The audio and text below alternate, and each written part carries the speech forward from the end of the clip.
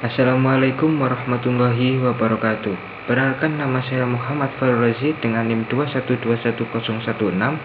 Izin memaparkan materi tentang tokoh pemikiran pendidikan Islam oleh Kiai Ahmad Dahlan.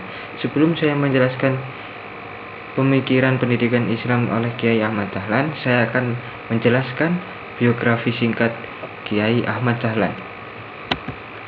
Biografi Kiai Ahmad Dahlan. Kiai Ahmad Dahlan lahir pada tanggal 1 Agustus 1868 di Desa Kauman, Kota Yogyakarta, dan meninggal Februari tahun 1923.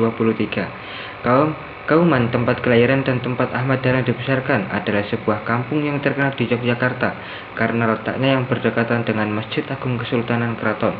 Selain letaknya yang strategis dekat dengan masjid, kampung ini juga terkenal dengan nuansa keagamaan konservatif. Kampung ini sangat berpengaruh besar dalam perjalanan hidup Ahmad Dahlan di kemudian hari. Sebagian besar penduduk Kauman dipenuhi oleh orang-orang Islam dengan mata pencarian sebagai pedagang. Di sini juga tempat tinggal guru-guru agama seperti imam, khatib, muadzin, dan pegawai masjid. Kata Kauman berasal dari bahasa Arab, yaitu kaum, yang maknanya pejabat keagamaan. Daerah ini merupakan tempat tinggal para kaum, santri, serta ulama-ulama Islam yang berkewajiban memelihara kemakmuran masjid. Di masa kecil, nama Ahmad Dahlan adalah Muhammad Darwis. Ia merupakan anak keempat dari 7 bersaudara, yakni adalah Nyai Khatib Arum, Nyai Muhsinah, Nyai Haji Soleh, Muhammad Darwis, Nyai Abdurrahman, Nyai Haji Muhammad Fakih, dan Muhammad Basir. Dari garis keturunan ibunya, Muhammad Darwis merupakan cucu dari penghulu keraton Yogyakarta, yaitu Kiai Ibrahim.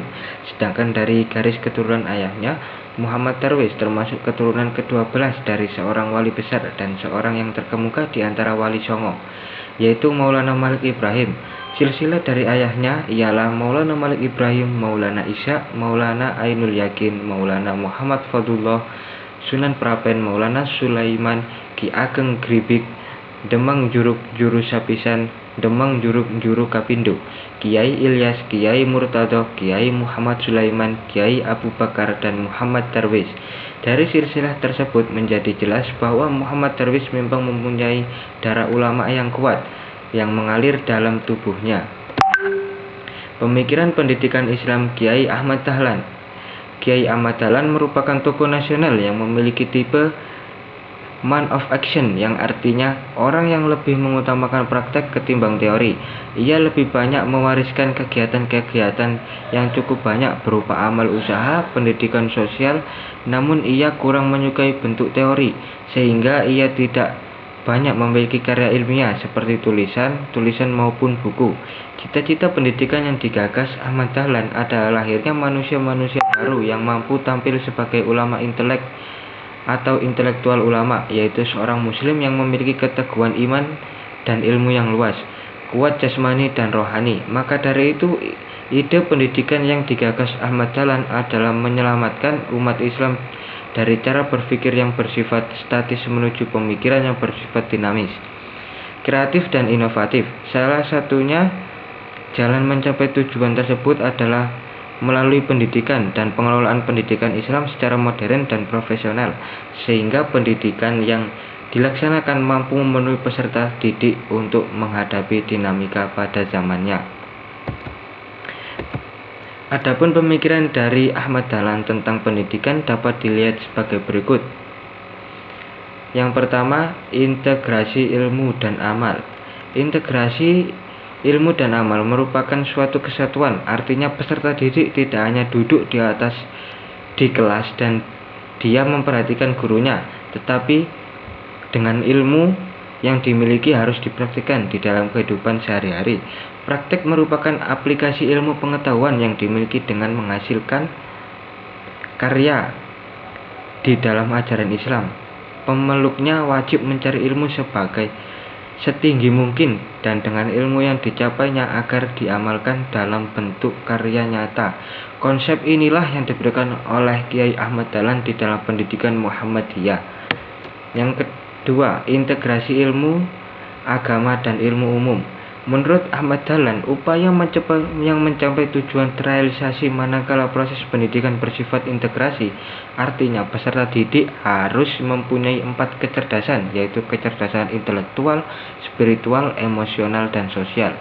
Dengan demikian, proses pendidikan akan mampu menghasilkan intelektual ulama yang berkualitas.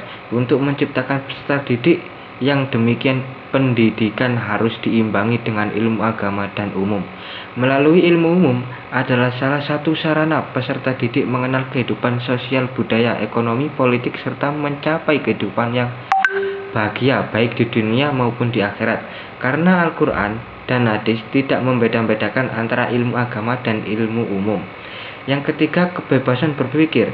Kebebasan berpikir ini diharapkan mampu membebaskan pola berpikir anak sehingga tidak merasa terkekang dan merasa senang belajar agama, serta diharapkan terhindar dari sikap fanatik terhadap agama dan juga tidak begitu saja menyalahkan pendapat orang lain tanpa mengetahui dasarnya, seperti yang terjadi pada para ulama tradisional yang gemar mengkafirkan pandangan orang lain yang tidak setuju dengan mereka.